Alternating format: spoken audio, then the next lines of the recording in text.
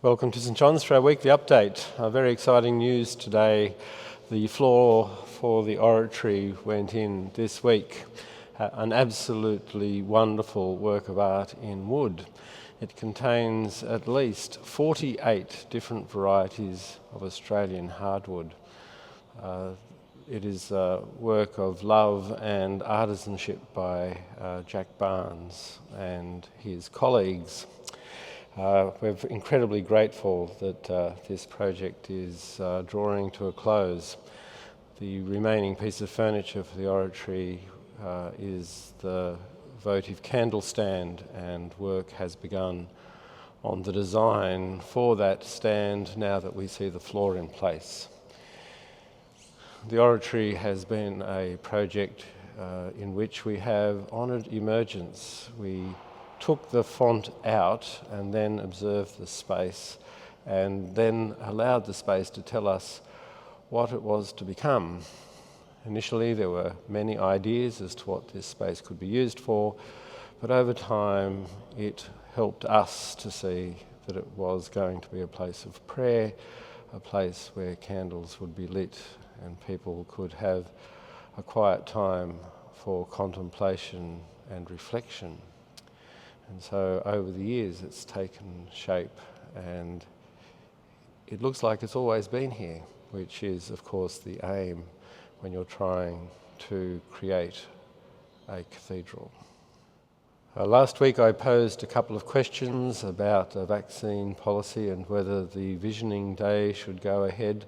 Thank you so much for the responses that you have given us. The responses have been thoughtful and helpful.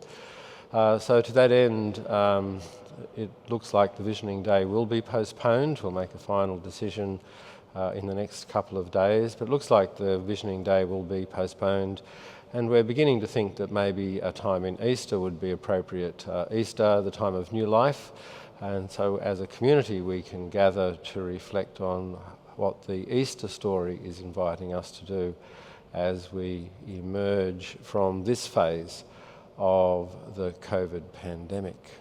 The chapter will meet in this coming week and will review the vaccination policy, and all the information and reflections that you have given us will form part of that decision-making process. As part of that process, people have been asking when morning tea will return. We expect that we'll be able to reintroduce morning tea later in the month. We're going to wait just a couple more weeks to see what happens with the return of school students to schools. We think there will be a slight increase in the number of cases over that time. And when morning teas do return, we'll need to be seated to have morning tea, and so we're going to dedicate the space in the northern aisle towards that. So we hope that in a few weeks' time, towards the end of February, that morning tea will be reintroduced. One of the things that has bubbled up as we've been reflecting on the vaccination policy is the issue of how we keep a distance, how people who come and feel vulnerable are enabled to practice distancing. Some people have reflected on the fact that sometimes they find a seat that is distanced and then someone will come and sit beside them or behind them. So we're just asking if you could be mindful of how distancing is working. We're also looking at how we might place some chairs, reorganise the chairs in a way that allows for distancing. Lent is just around the corner. One of the things we do as Lent approaches is we begin to gather up our palm crosses.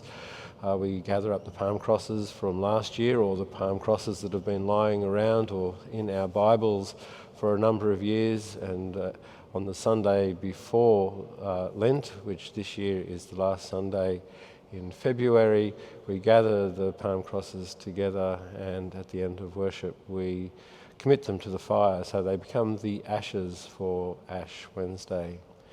Our Lenten brochure is nearing completion. It should be available in the next couple of days. There will be hard copies of it here in the cathedral as well as online. Monthly notices are available at the moment. Monthly notices for February, you'll find copies on the Cathedral website. There are also hard copies in the Cathedral. Monthly notices is one of the ways to keep abreast of what's happening here at the Cathedral. It's a very handy publication to keep close so that you can stay connected, whether you need to be connected online or you're able to come in person. This coming Sunday, we welcome the return of Acoustic Cathedral. Dr. Michael Knopf, guitarist, comes and sits in this wonderful sacred space and plays beautiful acoustic music, much of it of his own composing, to give us a reflective space for about 3/4 of an hour on a Sunday afternoon. So that's happening this Sunday at 2 o'clock, Acoustic Cathedral. It's a wonderful thing to be part of. Then, of course, later on Sunday afternoon, there's the opportunity to meet by Zoom for the Journey Group, which gives us the opportunity to reflect on how our faith and life intersect. And then as the week unfolds, we have coffee by Zoom on Tuesday, the meditation group by Zoom on Tuesday night, cows in person on Wednesday, and then Saints on a Mission on Friday, which is also offered by Zoom only. And I commend to you the work of our Domestic Abuse Working Group. This month they're focusing on the hidden pandemic, and that is the fact that women in particular who have a disability are subject to increased rates of abuse. The Domestic Abuse Working Group is doing a wonderful job of helping us to become more aware of the issue of domestic abuse and helping us to be good bystanders, people who, when we notice things, take some action. And so to birthdays. Last week I forgot to mention the birthdays, and 2 really important birthdays they were. So happy birthday to John Gallimore and to Alan Stevens, who often worships with us at a distance. Alan was a very valuable member of the serving team for many years. And so to this week's birthdays, we say happy birthday to Victoria Hutchings, to Christine Goulet, to Desley McConnell, Ananda Rochelle, and Richard Mason. I hope you all have a fantastic week as your birthday week unfolds. Thanks again for the feedback you've given us on the vaccination policy and also whether the Visioning Day should go ahead. As I mentioned, the most likely outcome is that the Visioning Day will be postponed. We'll look at another date, preferably somewhere in Eastertide. And the wonderful information you've given us on the vaccination policy will help Chapter make its determination during the week. For the time being, the vaccination policy remains the same. Peace be with you.